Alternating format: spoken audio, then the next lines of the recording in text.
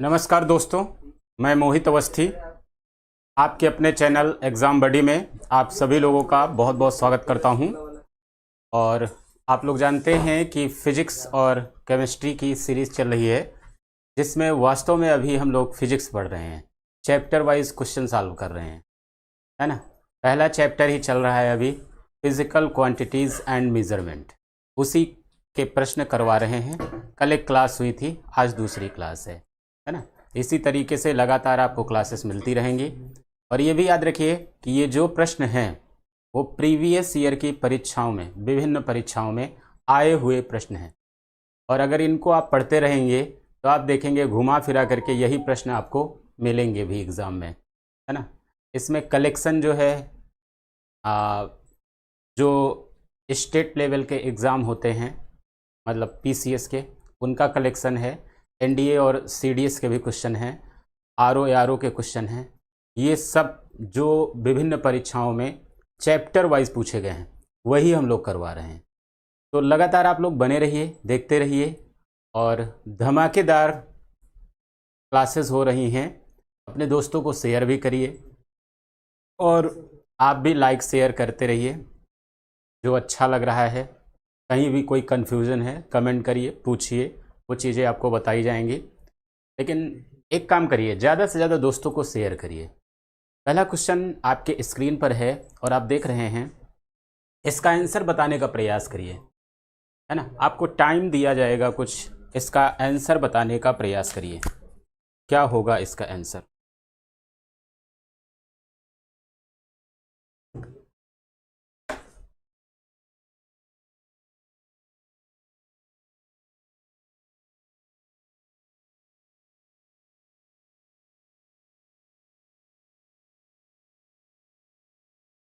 इसका आंसर क्या होगा?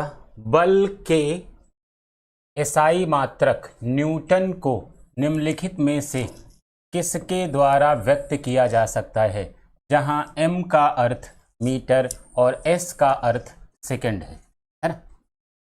देखिए, ये वास्तव में s है, वो 5 की तरह आपको लग रहा होगा, लेकिन s है। क्या है? s है। तो इसमें विकल्प में बी आंसर सही है। 1 न्यूटन बराबर 1 किलोग्राम मीटर प्रति सेकंड स्क्वायर। क्या हो जाएगा? 1 न्यूटन बराबर, इसका बी विकल्प सही है, फैक्चुअल है, इसमें कोई विशेष व्याख्या नहीं की जा सकती है। ये चीज़ याद रखिए, यूनिट चैप्टर है और यूनिट चैप्टर में बहुत डिस्क्राइब कुछ प्रश्नों में नहीं किया जा सकता। अगर मान लीजिए वो आंसर दिया हुआ है तो सीधे आंसर आपको याद करना पड़ेगा। लेकिन जहाँ पर जिस विकल्प में थ्योरी है और व्यवस्थित ढंग से उसको समझाने की, व्याख्या करने की ज़रूरत है, वो हम करते चलेंगे। ठीक है, इस प्रश्न का आंसर आपको पता चल चुका है। दूसरा देख लीजिएगा। देखिए, बल का मात्रक है, बल क्या होता है, सबसे पहले वही समझ लेंगे। विकल्प आपके सामने दिए हुए हैं, कौन कौन से विकल्प हैं, तो क्या बताएंगे? फैराडे है, बी विकल्प में फर्मी है, सी क्या है? न्यूटन है, और रदरफोर्ड है। ये 4 विकल्प दिए हुए हैं। आंसर तो आप लोग बता ले जाएंगे कि बल का आंसर क्या है या बल का मात्रक क्या है। सबको पता है कि बल का मात्रक क्या होता है, तो क्या बताएंगे? न्यूटन होता है। भाई फर्मी, फैराडे, रदरफोर्ड, इनसे कोई मतलब ही नहीं है, कोई लेने देना नहीं है ना। तो बल का मात्रक क्या हो जाएगा? न्यूटन हो जाएगा। लेकिन बल क्या होता है, समझने वाली बात क्या है कि बल क्या है ना। इस चीज़ को समझेंगे कि नहीं समझेंगे कि बल क्या होता है। अगर हम बल की बात करें, बल को अंग्रेजी में क्या कहते हैं? फोर्स कहते हैं। मात्रक आप सबको पता चल चुका है, क्या है? न्यूटन है बल का मात्रक। बल होता क्या है? बल वह बाह्य कारक है, बल वह बाह्य कारक है जो किसी वस्तु की स्थिति में परिवर्तन करता है या परिवर्तन करने का प्रयास करता है। याद रखिएगा, बल वह बाह्य कारक है जो किसी वस्तु की स्थिति में परिवर्तन करता है या परिवर्तन करने का प्रयास करता है। जैसे मान लीजिए, कुछ लोग कहते हैं कि किसी वस्तु में अगर हम बल लगा देंगे, मान लीजिए बल लगा करके वो बता देते हैं कि इस मार्कर को हमने क्या किया? उठा लिया। ये भी क्या है? बल लगा करके ही हमने ऊपर उठा लिया। ये विस्थापित तो हो गया, ये विस्थापित हो गया। ये विस्थापित हो गया। अपने स्थान से ऊपर उठने का मतलब क्या हुआ कि ये विस्थापित हो गया, इसकी पोजीशन क्या है, चेंज हो गई। लेकिन वही भाई जरा से ये सोचिए, ये दीवार है, ये दीवार है और इस दीवार में हम धक्का लगाते रहें, धक्का लगाते रहें, क्या दीवार को हम विस्थापित कर सकते हैं? क्या दीवार को हम हिला सकते हैं? चलिए, कुछ लोग कहेंगे कि हम बहुत बलशाली हैं, दीवार को भी हिला देंगे अगर कमज़ोर है। लेकिन भाई वहीं पर बहुत बड़ी चट्टान है, उस चट्टान को जाइए विस्थापित करके दिखाइए, तो क्या विस्थापित कर सकते हैं? नहीं कर सकते। इसीलिए मैंने क्या बताया है कि बल वह बाह्य कारक है जो किसी वस्तु की स्थिति में परिवर्तन करता है या परिवर्तन करने का प्रयास करता है। दीवार में हमने धक्का लगाया, बल लगाया, या चट्टान में हमने बल लगाया, तो वो क्या हुआ? एक हमारा सिर्फ और सिर्फ प्रयास हुआ, उसको विस्थापित करने का एक प्रयास हुआ। वो क्या है? इफर्ट है ना? विस्थापित वस्तु नहीं हुई। आप समझ गए बल क्या होता है? समझ गए ना? मेरी बात आप लोगों के समझ में आ गई होगी कि बल क्या होता है। समझ रहे हैं ना? दूसरी चीज और याद रखिएगा, बल वास्तव में दो प्रकार का होता है। बल कितने प्रकार का होता है? दो प्रकार का। एक होता है कांटेक्ट फोर्स और एक होता है विदाउट कांटेक्ट फोर्स। एक क्या होता है? संपर्क बल और दूसरा क्या होता है? असंपर्क बल। एक क्या है? संपर्क बल और दूसरा क्या है? असंपर्क बल। दूसरा क्या होता है? असंपर्क बल, है ना? याद रखिएगा, संपर्क बल को अंग्रेजी में क्या कहते हैं? Contact force. और असंपर्क बल को क्या कहते हैं? Without contact force. दोनों में अंतर भी याद रखिएगा। दोनों में क्या अंतर होता है, क्या डिफरेंस होता है? जब बल लगाने वाली वस्तु, बिल्कुल एकदम अक्षरशः सुनिएगा और लिखने का मन हो तो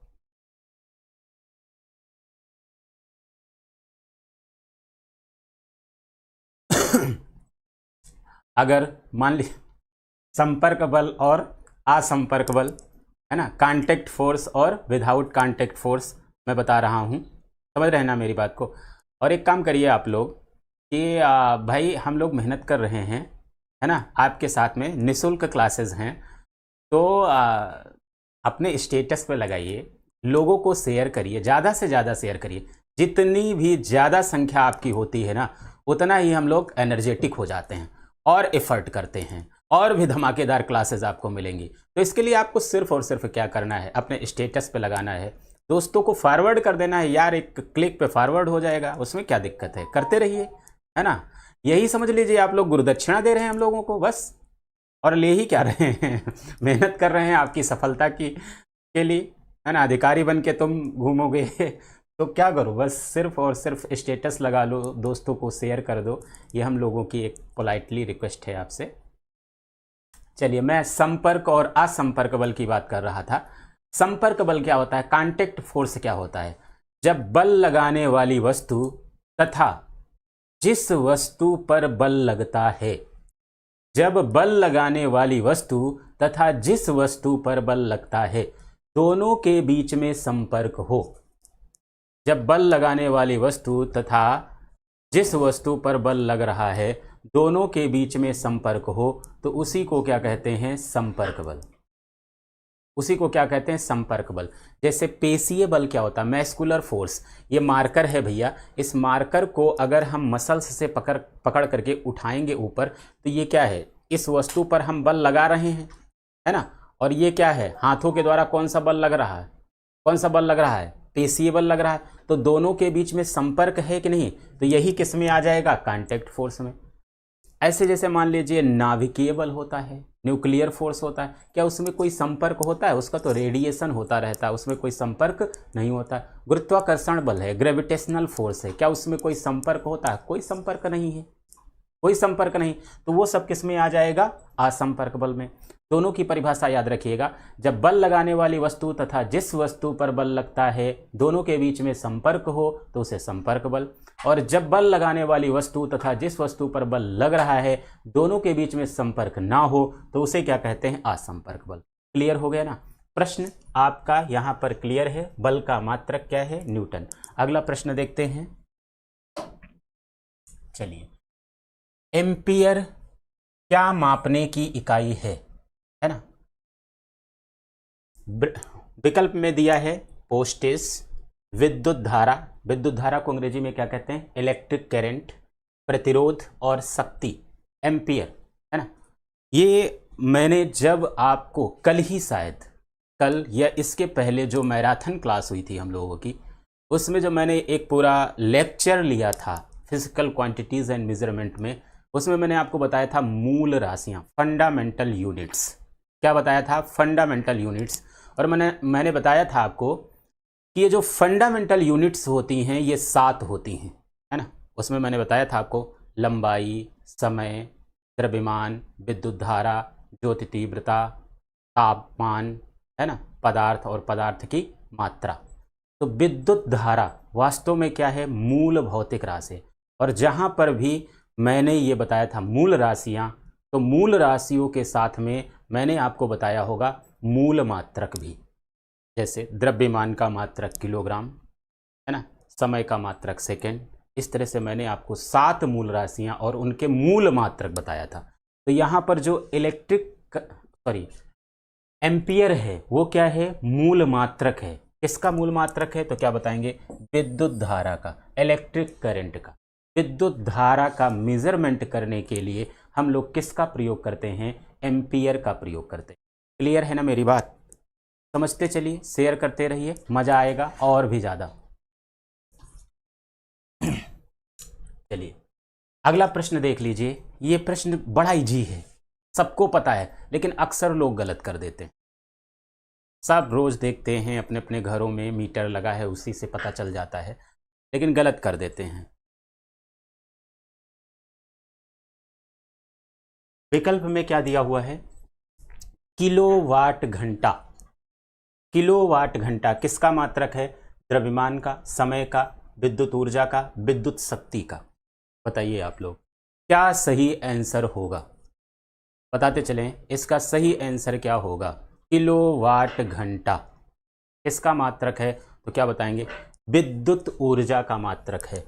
मीटर घर में लगे होते हैं, उनको देखिए वो किलोवाट में ही होते हैं। किलोवाट में ही इतने किलो का मीटर लगा हुआ, इतने किलो पर क्या है, कॉमर्शियल है, तो वो क्या है, विद्युत ऊर्जा ही है। तो विद्युत ऊर्जा का मात्रक क्या हो जाएगा, किलोवाट घंटा। क्लियर है ना भाई। चलिए नेक्स्ट क्वेश्चन को हम लोग देखते हैं, है ना। नेक्स्ट क्वेश्चन को देखते हैं, यांत्रिक ऊर्जा की एसआई इकाई क्या है। एक चीज याद रखिए दोस्तों कि भले ही ये टॉपिक क्या है, फैक्चुअल है, लेकिन अक्सर इससे प्रश्न पूछे जाते हैं। थोड़ा सा कड़वा लगेगा, है ना, लेकिन फायदेमंद बहुत है। प्रश्न जरूर आपको मिलेगा यहाँ से। मेजरमेंट से अक्सर प्रश्न पूछा जाता है ना। और कंफ्यूजन भी होता है, क्योंकि सब कुछ क्या है, रटने जैसा लगता है। मान लीजिए जो फिजिक्स के स्टूडेंट हैं, जिसने बीएससी किया, एमएससी कर लिया, उनके लिए तो इजी होता है। लेकिन जिन लोगों का बैकग्राउंड फिजिक्स नहीं है, उनके लिए क्या रटने जैसा होता है। तो अगर इसको आप पढ़ते चलेंगे और अगर प्रयास करेंगे, पेन पेपर आपके पास में है, लिखते चलेंगे, है ना, तो आप देखेंगे आपको ऐसे ही रट जाएगा। मैं रिपीट भी करता हूँ, ये मेरी आदत है ना, तो बढ़िया काम हो जाएगा। यांत्रिक ऊर्जा की एसआई इकाई क्या है। विकल्प में दिया हुआ है जूल, वाट, न्यूटन सेकेंड और जूल सेकेंड। यांत्रिक ऊर्जा की एसआई इकाई क्या है ना। अब देखिए, जो यांत्रिक ऊर्जा होती है उसकी इकाई वास्तव में जूल प्रति सेकेंड, यहां पर दिया हुआ है जूल सेकेंड। कुछ लोग कंफ्यूज हो सकते हैं, लेकिन अगर यहीं पर शब्द किस तरह से बना होता, ऐसे बना होता जूल प्रति सेकेंड, तब तो 2 विकल्प हो जाते, क्योंकि वाट भी होता है और जूल प्रति सेकेंड भी होता है। जो मैकेनिकल ऊर्जा होती है उसकी जो यूनिट होती है वो जूल प्रति सेकेंड भी होती है और वाट भी होती, लेकिन यहाँ पर क्या है, डैश दिया हुआ है, तो ये विकल्प क्या हो जाएगा, गलत, और ये क्या हो जाएगा, सही हो जाएगा। यहाँ के हिसाब से, इस प्रश्न के हिसाब से इस तरह से फंसा लेते हैं। जैसे मान लीजिए आपने याद किया दोनों मात्रक हैं तो दोनों याद ही करेंगे। याद है कि वाट है, जूल प्रति सेकंड है। अब नज़र कहीं चली गई जूल प्रति सेकंड पे, हमने क्या किया, लगा दिया। प्रश्न क्या हो गया, गलत। डैश देखे नहीं, प्रति सेकंड देखे नहीं, लगा दिए। इन सब चीज़ों का भी ख्याल रखना चाहिए एग्जाम में। ये सब करने से क्या होता है, 2-3 प्रश्न अपने आप बढ़ जाते हैं। ये सब क्वालिटी है शार्प माइंड की, है ना। एक होता है ना डल टाइप के लोग होते हैं, वो घिसते रहते हैं, और एक होता है शार्प माइंडेड, देखा कर ले गया। वही आपको डेवलप्ड करना है। आज देखिए सिविल सर्विसेज में ज़्यादातर इन्हीं चीज़ों पर फोकस किया जा सकता है ना, कि आपकी मेंटेलिटी बेहतर हो, आप तुरंत डिसीजन लेने वाले हों, फटाफट सोचने वाले हों, कोई कन्फ्यूज़न को रखे ही नहीं। चलिए नेक्स्ट प्रश्न देखते हैं हम लोग। क्लियर हो गया भाई ना, वाट और जूल प्रति सेकंड याद रखिएगा। पूछा जाए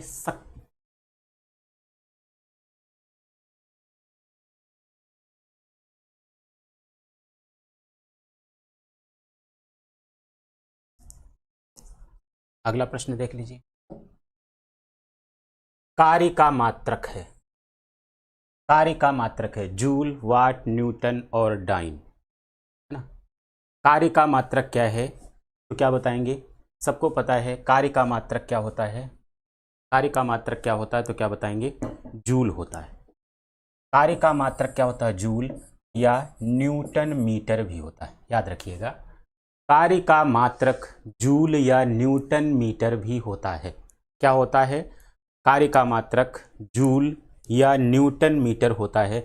और आपको ये भी पता है कि कार्य कैसी राशि है, पूछा जाएगा ये सदिश राशि है कि अदिश राशि है। सदिश राशि और अदिश राशि के बारे में आप लोगों को मैंने बताया है। सदिश राशि और अदिश राशि दोनों के बारे में मैंने आपको बताया है। क्या होती हैं सदिश राशियाँ और अदिश राशियाँ, है ना। सदिश में क्या होता है, डायरेक्शन भी होता है और मैग्नीट्यूड भी होता है। लेकिन जो अदिश राशियाँ होती हैं उनमें डायरेक्शन नहीं होता है लेकिन मैग्नीट्यूड होता है, याद रखिएगा। ये मैंने आपको बताया। अगर आपसे यहीं पर पूछ लिया जाए कार्य का मात्रक क्या है तो आप क्या बताएंगे, जूल, या क्या कह सकते हैं न्यूटन प्रति मीटर भी होता है, न्यूटन प्रति मीटर भी होता है। और कार्य राशि कैसी है तो क्या बताएंगे, कार्य कैसी है, अदिश राशि है। कैसी राशि है, अदिश राशि है, हैं। कैसी राशि है, अदिश राशि है, क्योंकि कार्य में कोई डायरेक्शन नहीं होता है। अगर डायरेक्शन नहीं है तो वो कैसी राशि हो जाती है, अदिश राशि हो जाती है। क्लियर है ना भाई, आप लोगों को क्लियर है ना। अगर पूछ लिया जाए कार्य क्या है ना, तो क्या बताएंगे, किसी वस्तु पर बल लगाकर बल की दिशा में वस्तु में विस्थापन उत्पन्न करना क्या कहलाता है, कार्य कहलाता है, याद रखिएगा। किसी वस्तु पर बल लगाकर बल की दिशा में वस्तु में विस्थापन उत्पन्न करना ही कार्य कहलाता है। जैसे मान लीजिए कोई वस्तु है ना, कोई वस्तु है, यह बॉटल है, इस बॉटल पर हमने बल लगाया और बल लगा करके इसको थोड़ी दूर खिसका दिया। जब ये खिसक गई तभी कार्य होगा। खिसकने का मतलब क्या हुआ कि इसमें विस्थापन हुआ। जब विस्थापन हो जाएगा, बल लगाने के बाद वस्तु में यदि विस्थापन हो गया तभी वो क्या कहलाता है, कार्य कहलाता है ना। क्या कहलाता है, कार्य कहलाता है। और केवल जैसे मान लीजिए हम दीवार में धक्का लगा रहे हैं तो हम कार्य नहीं कर रहे हैं, विस्थापन होना चाहिए। विस्थापन होगा तभी क्या हो जाएगा, कार्य हो जाएगा। क्लियर है ना भाई। अगला प्रश्न देखते हैं। अगला प्रश्न देख लेते हैं। इलेक्ट्रॉन वोल्ट इकाई होती है ऊर्जा की, इलेक्ट्रॉन के आवेश की, विभवांतर की, शक्ति की। बताएं दोस्तों, आप लोग बताइए, कुछ आंसर का कमेंट करते रहिए। जब आप कमेंट करते हैं बड़ा मज़ा आता है, लगता है कि आप जुनून से पढ़ रहे हैं, और यही जुनून जो है सफलता दिला देता है। आलस्य जो होता है वो लेट होता है, और जुनून क्या होता है, वो सफलता दिला देता है। ये मत सोचिए कि किसी के पास बहुत ज़्यादा दिमाग होता है। ब्रेन के बारे में आपको पता है कि मैक्सिमम ब्रेन का 4 से 5% हम लोग यूज़ करते हैं। 4 से 5% ही ब्रेन को यूज़ करते हैं। तो ऐसा कुछ नहीं है किसी व्यक्ति के पास में बहुत ज़्यादा ब्रेन है। बस क्या है, दो चीज़ें होना चाहिए, दो तीन चीज़ें होना चाहिए। एक रेगुलरिटी होना चाहिए, रेगुलर पढ़ेंगे ही पढ़ेंगे। आलस से तो बिल्कुल भी नहीं होना चाहिए, जुनून होना चाहिए, संकल्प होना चाहिए। अगर ये सारी चीज़ें आपके पास में हैं तो फिर क्या होगा, सिलेक्शन तो तय है। भले ही भाई थोड़ा बहुत टाइम लग जाए वो वैकेंसी को लेकर के, या आयोग के अपना डिले कर रहा उसकी वजह से, या दुर्भाग्य कभी कभी होता है, वो सब अलग की बातें हैं। लेकिन अगर आप जुनून में पढ़ रहे हैं, बेहतर कंसंट्रेशन आपका बेहतर है, तो फिर सफलता तो अवश्य मिलेगी। टाइम लग सकता है, क्लियर है ना। चलिए इस प्रश्न का आंसर आप लोग दीजिए, कमेंट बॉक्स में कमेंट करिए, मैं देख रहा हूं। प्रश्न है, इलेक्ट्रॉन वोल्ट इकाई होती है। इलेक्ट्रॉन वोल्ट इकाई होती है। चलिए क्या बताया आप लोगों ने, इसका सही आंसर क्या हो जाएगा, ऊर्जा की इकाई है। पूछा जाएगा इलेक्ट्रॉन वोल्ट किसकी यूनिट है, तो क्या बताएंगे, ऊर्जा की यूनिट है। अच्छा, जैसे आपसे पूछ लिया जाएगा एक इलेक्ट्रॉन वोल्ट बराबर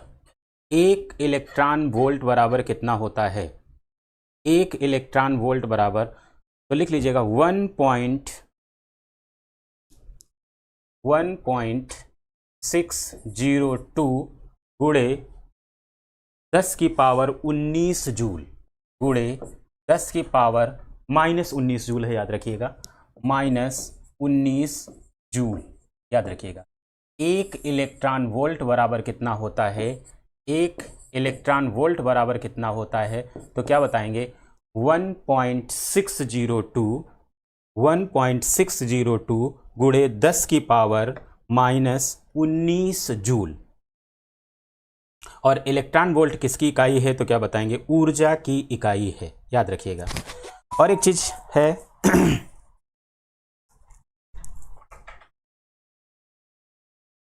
तो इलेक्ट्रॉन वोल्ट किसकी इकाई होती है, ऊर्जा की, और एक इलेक्ट्रॉन वोल्ट बराबर कितना होता है 1.602 गुणे 10⁻−19 जूल। कितना होता है, तो क्या बताएंगे 1.602 गुणे 10⁻−19 जूल। क्लियर है ना मेरी बातें, आप लोगों की समझ में आ रही शेयर करते रहिए, है ना आप लोग भी। हाँ देखिए, यूनिट है कौन सी सुमेलित नहीं है, निम्नलिखित में से एसआई यूनिटों में कौन सी सुमेलित नहीं है, इसका आंसर करिएगा। बल का मात्रक ही दिया हुआ है वास्तव में, बल का न्यूटन, कार्य का जूल, द्रव्यमान का किलोग्राम, दाब का डाइन, है ना, दाब का डाइन। चलिए इसका आंसर दीजिएगा आप लोग, क्या सही होगा, इसमें से सही आंसर आपको बताना है, सही आंसर आपको बताना है।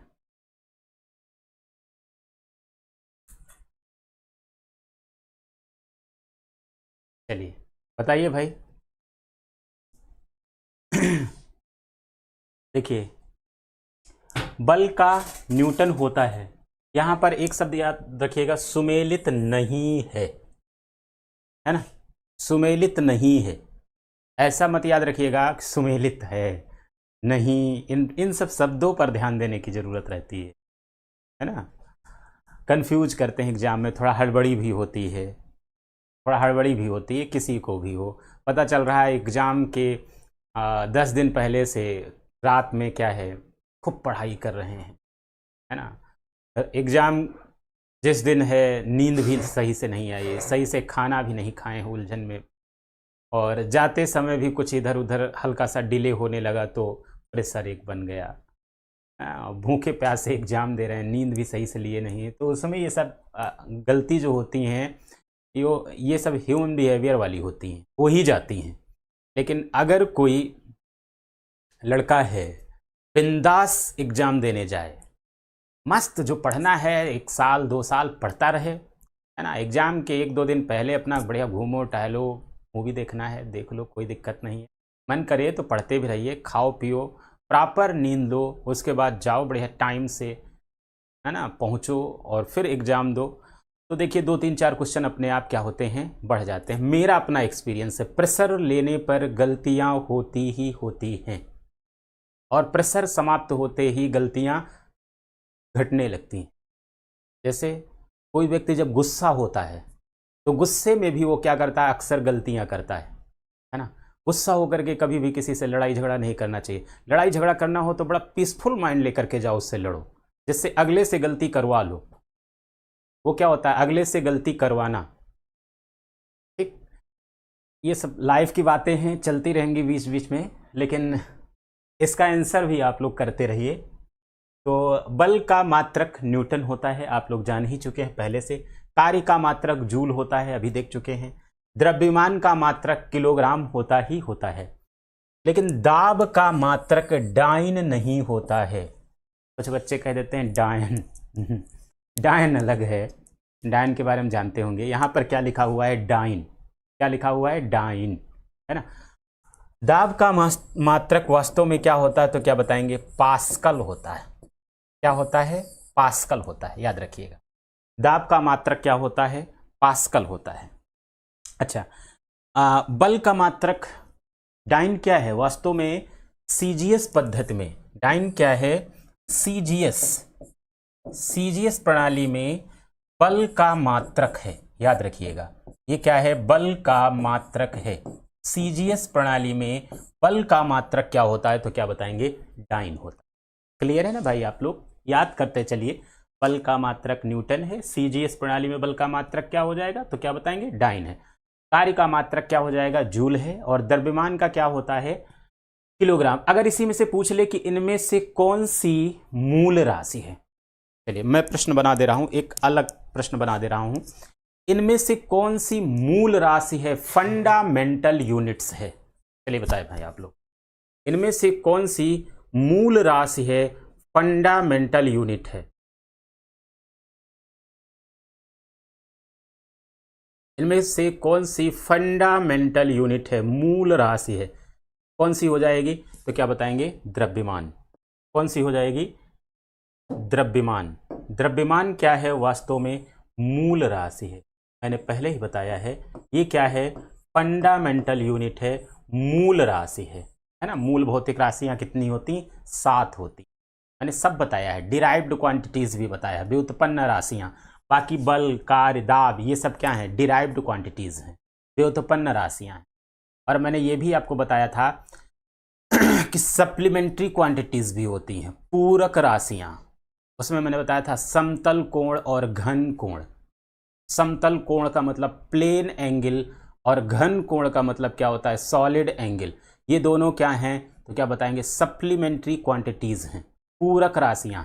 समतल कोण यानी प्लेन एंगल का जो मात्रक होता है वो क्या होता है, रेडियन। और घन कोण, सॉलिड एंगल का जो मात्रक यूनिट होता है वो क्या होता है, स्टेरेडियन। ये सब मैंने क्लियरली बताया है। वो मैराथन क्लास आप देखेंगे, आप सारी चीज़ें समझते चलेंगे। पहले जो कक्षाएं हो चुकी हैं, क्लासेस हो चुकी हैं, उनको भी देखिए। और साथ में जो रेगुलर हम लोग ये क्लास करा रहे हैं, इसको तो देखते ही चलिए। अगर समीक्षा अधिकारी में एक पोस्ट लेना है तो, है ना, अगर एक पोस्ट लेना है, पक्का दृढ़ निश्चय कर चुके हो कि मेरे लिए एक कुर्सी इस बार रिजर्व है समीक्षा अधिकारी की, तो भाई रेगुलरिटी बना लीजिए। रिजल्ट आप देख लीजिएगा, कहीं कुछ बाहर जाने वाला नहीं, यहीं से पूछ लिया जाएगा प्रश्न, यहीं से प्रश्न बन जाएगा। ये आप एनालिसिस कर लीजिएगा एग्जाम के बाद, है ना। और साथ में शेयर। चलिए अगला प्रश्न देखते हैं भाई। डेसिबल किसे मापने के लिए प्रयोग में लाया जाता है, डेसिबल, है ना। विकल्प में 4 विकल्प दिए हुए हैं। एक है खून में हीमोग्लोबिन, पेशाब में शक्कर, वातावरण में ध्वनि, वायु में कण। सही आंसर तो आपको पता है कि वातावरण में ध्वनि, है ना। डेसिबल से वास्तव में हम लोग ध्वनि की तीव्रता को मापते हैं। जो साउंड की इंटेंसिटी होती है, ध्वनि की तीव्रता होती है, उसका मेजरमेंट किससे करते हैं, डेसिबल से। मैंने बताया भी है आपको कि डेसी का मतलब 10 और बेल क्या है, ग्राहम बेल के नाम पर है। क्या मापते हैं? साउंड की इंटेंसिटी, है ना। WHO ने बाकायदा निर्धारित किया है कि कितने डेसिबल पर कोई व्यक्ति पागल हो सकता है। 110 डेसिबल से अधिक ध्वनि यदि कोई व्यक्ति लगातार सुन रहा है तो पगला सकता है। 85 डेसिबल से अधिक ध्वनि अगर कोई सुन रहा है तो बहरा हो सकता है। 70 डेसिबल से ही अधिक अगर ध्वनि है तो वो क्या होती है? हानिकारक होती है। 45-50 डेसिबल तक जो है WHO मानता है कि ध्वनि क्या है? सुनने योग्य है। और आपको पहले ही पता है कि ध्वनि को चलने के लिए, साउंड को के चलने के लिए, ध्वनि के चलने के लिए हमेशा मीडियम की आवश्यकता होती है, माध्यम की आवश्यकता होगी। अगर माध्यम नहीं है तो ध्वनि का संचरण नहीं होगा। इसीलिए चंद्रमा पर दो व्यक्ति आपस में बातचीत नहीं कर सकते, चाहे वो संगीत गुनगुना रहे हों, चाहे लड़ाई झगड़ा कर रहे हो। अगर मान लो पति पत्नी में लड़ाई झगड़ा हो रहा हो और ये डर लग रहा हो कि कोई सुन न ले, तो प्लान यही बनाया करो कि चलो चंद्रमा पर लड़ते हैं। चंद्रमा पर लड़ोगे, वो क्या बोल रही है आप नहीं सुन पाओगे, आप क्या बोल रहे हो वो नहीं सुन पाएगा, वहाँ और कोई सुनने वाला है ही नहीं, क्योंकि वहाँ चंद्रमा पर कोई माध्यम नहीं है। माध्यम नहीं है तो ध्वनि का संचरण नहीं होगा। इसलिए याद रखिएगा, चंद्रमा पर दो व्यक्ति आपस में बातचीत नहीं कर सकते। खून में हीमोग्लोबिन, ये तो आप सब लोग जानते हैं क्या होता है भाई। खून में हीमोग्लोबिन आपको पता है कि जैसे ब्लड होता है, क्या होता है? ब्लड होता है। और ब्लड में क्या होता है? आरबीसी होता है। और आरबीसी में क्या होता है तो क्या बताएंगे? हीमोग्लोबिन। हीमोग्लोबिन में H का मतलब क्या होता है तो क्या बताएंगे? हीम। और हीम ये वास्तव में क्या होता है तो क्या बताएंगे? पिगमेंट होता है। क्या होता है? पिगमेंट। और बी क्या होता है? वास्तव में ये ग्लोबिन होता है। और ये ग्लोबिन क्या होता है तो क्या बताएंगे? प्रोटीन होता है। क्या होता है? प्रोटीन होता है। आपको पता है कि अगर हीमोग्लोबिन की कमी हो जाए तो एनीमिया रोग हो जाता है। और हीमोग्लोबिन के निर्माण में कौन सहायक होता है? आयरन सहायक होता है। आयरन के बढ़िया स्रोत हैं कौन कौन से? मेथी, पुदीना, पालक, धनिया, बथुआ, कीवी, ये सब क्या हैं? आयरन के बढ़िया स्रोत हैं। और हीमोग्लोबिन और एनीमिया रोग याद रखिएगा ज़्यादातर महिलाओं को होता है ना। महिलाओं का क्या, प्रेगनेंसी और माँ अपने बच्चे को दूध पिलाती रहती तो अक्सर क्या हो सकता है? एनीमिया रोग उनमें हो जाते हैं। पुरुषों की अपेक्षा महिलाओं में एनीमिया रोग ज़्यादा होता है। तो इससे कोई लेने देना नहीं था। पेशाब में शक्कर, शक्कर का मतलब क्या होता है? शुगर। शुगर मतलब ग्लूकोज, है ना। वैसे जब डायबिटीज़ रोग हो जाता है, एक हार्मोन्स होता है इंसुलिन, जो वास्तव में पैनक्रियाज के आइसलेट्स ऑफ लैंगरहैंस की बीटा कोशिकाओं से निकलता है। उसी बीटा कोशिकाओं से निकलता है इंसुलिन। और इंसुलिन की खोज किया था बेटिंग और वेस्ट ने। जब इंसुलिन की मात्रा हमारी बॉडी में घट जाती है तो ग्लूकोज की मात्रा बढ़ने लगती है। फिर क्या होता है? ग्लूकोज हमारे पेशाब से या कह सकते हैं यूरिन से निकलने लगता है, वो अलग चीज़। वायु में कण का मात्रक का कोई मतलब यहाँ पर है ही नहीं, जो पार्टिकल्स हो। क्लियर हो गया ना ये प्रश्न? अगला देख लेते हैं। फिर कुछ रिपीट हुआ है प्रश्न, विकल्प अलग हैं, है ना। विकल्प क्या सेम कह सकते हैं। डेसिबल इकाई का प्रयोग मापन में होता है, वह है तो क्या बताएंगे? ध्वनि की तीव्रता, है ना, साउंड की इंटेंसिटी। ध्वनि की तीव्रता को मापने के लिए ही डेसिबल का प्रयोग करते हैं। बाकी आप जानते हैं, कोई मतलब नहीं है, रिपीटेड क्वेश्चन है। अगला देख लेते हैं। निम्नलिखित में से कौन सा सुमेलित नहीं है? नाट, नाट का दिया हुआ है जहाज की चाल की माप। अगला है नॉटिकल मील, नौ संचालन में प्रयुक्त दूरी की इकाई। अगला है एंगस्ट्राम, प्रकाश के तरंग दैर्ध्य की इकाई। अगला है प्रकाश वर्ष, समय मापन की इकाई, है ना। इजी है, रिपीटेड क्वेश्चन है, कई बार पूछा गया है, फिर पूछा जा सकता है। मस्त क्वेश्चन है, सरल है ना, लेकिन मस्त क्वेश्चन है। इसमें पूरा का पूरा कॉन्सेप्ट छिपा हुआ है। जैसे नाट, नाट आप जानते हैं ना, जो समुद्री जहाज होते हैं उनकी गति को मापने के लिए वास्तव में नाट का प्रयोग करते हैं। जैसे होता है ना हवाई जहाज होता है, हवाई जहाज या लड़ाकू विमान या जेट विमान, उनकी गति का मेजरमेंट करने के लिए हम मैक संख्या का प्रयोग करते हैं। किसका प्रयोग करते हैं तो क्या बताएंगे? मैक संख्या का प्रयोग करते हैं। अगर मान लीजिए लड़ाकू विमान या जेट विमान या हवाई जहाज कुछ ऐसा बोल दे कि इनकी गति का मेजरमेंट करना है, तो किसका उपयोग करेंगे? मैक संख्या का। और एक मैक संख्या बराबर होता है 34 मीटर प्रति सेकंड। अगर किसी वायुयान की चाल एक मैक संख्या से अधिक है तो उसे क्या कहते हैं? सुपरसोनिक। और 5 मैक संख्या से अधिक है तो उसे क्या कहते हैं? हाइपरसोनिक। ये क्लियर रहिएगा। वायुयान की बात है तो मैक, और अगर मान लीजिए समुद्र की बात है, समुद्री जहाजों की गति का मेजरमेंट करना है तो किससे करेंगे? नॉट से। नॉटिकल मील क्या होता है दोस्तों? नॉटिकल मील क्या होता है? जैसे मील होता है, एक क्या होता है? केवल मील होता है, और एक क्या होता है? नॉटिकल मील। मील से वास्तव में हम लोग क्या मापते हैं तो क्या बताएंगे?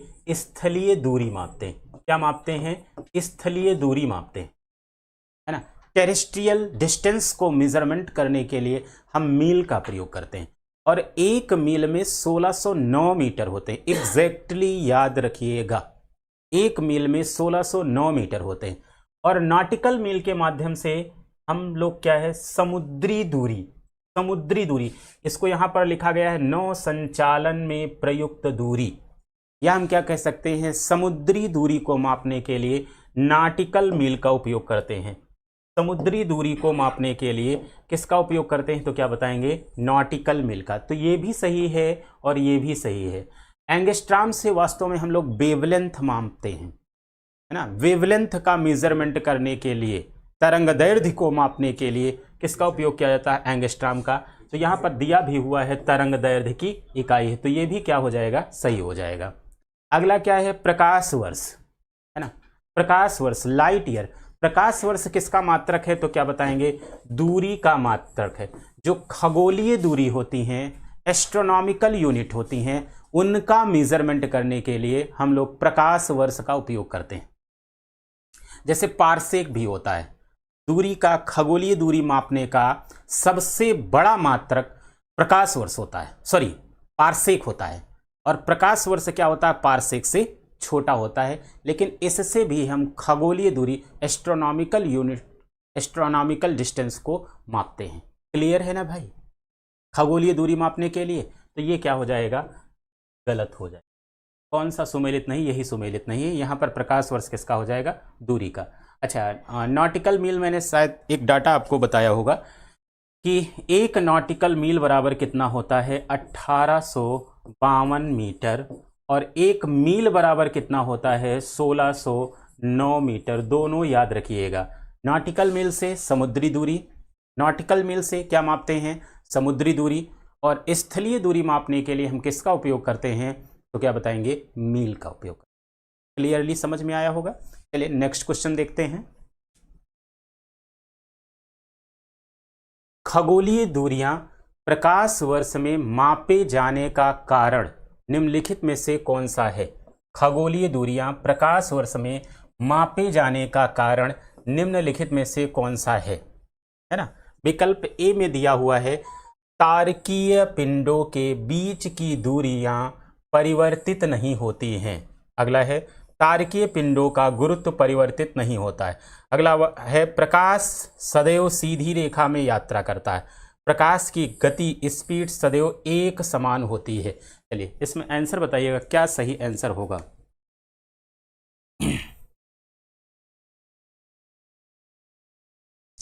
सही आंसर क्या होगा आप लोगों को बताना है। सही आंसर क्या होगा? सही आंसर इसका क्या होगा? प्रकाश के बारे में आप जानते हैं, प्रकाश सदैव एक सीधी और सरल रेखा में चलता है ना। तो सही आंसर क्या हो जाएगा? डी। सही आंसर क्या हो जाएगा? डी। प्रकाश के बारे में याद रखिएगा, प्रकाश कण के रूप में भी चलता है और तरंग के रूप में भी चलता है। और प्रकाश को चलने के लिए किसी भी माध्यम की, मीडियम की आवश्यकता नहीं होती है। किसी भी माध्यम की आवश्यकता नहीं होती। प्रकाश की चाल ही सबसे अधिक कहाँ होती है तो क्या बताएंगे? निर्वात में होती। प्रकाश की चाल सबसे अधिक कहाँ होती है तो क्या बताएंगे? निर्वात में होती।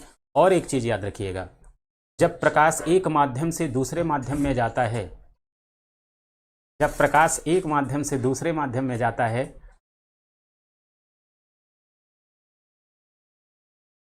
तो प्रकाश की आवृत्ति नहीं बदलती है, लेकिन तरंग दैर्ध्य बदल जाता है। क्लियर है ना भाई? चलिए चलिए नेक्स्ट क्वेश्चन देख लेते हैं।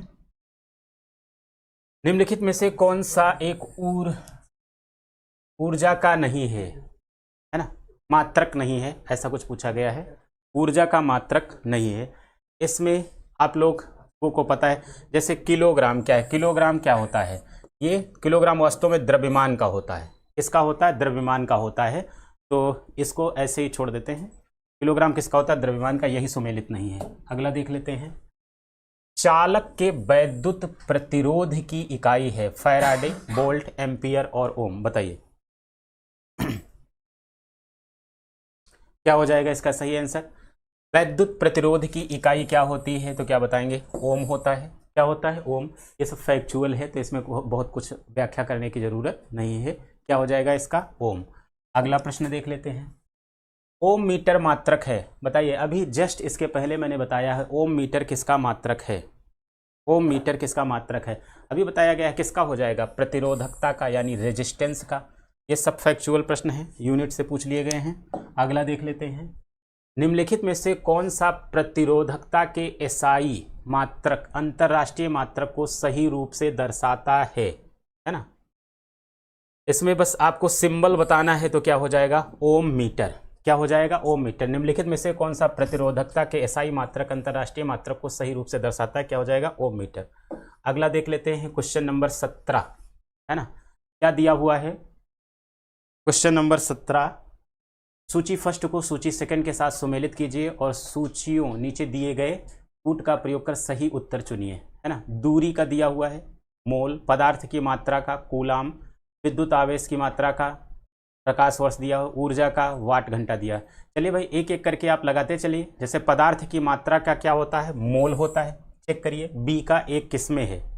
बी का एक इसमें है, देखिए बी का एक इसमें है, और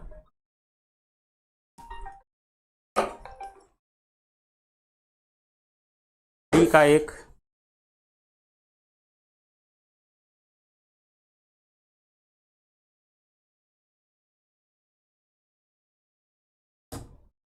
ऑप्शन डी में भी है, ऑप्शन डी में भी है, लेकिन अभी और देख लेते हैं ना।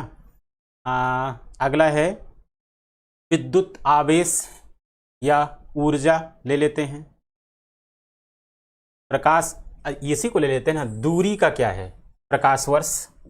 तो ए का 3 देख लीजिए, ए का 3 किसमें है? इसमें है। ए का 3 और किसमें है?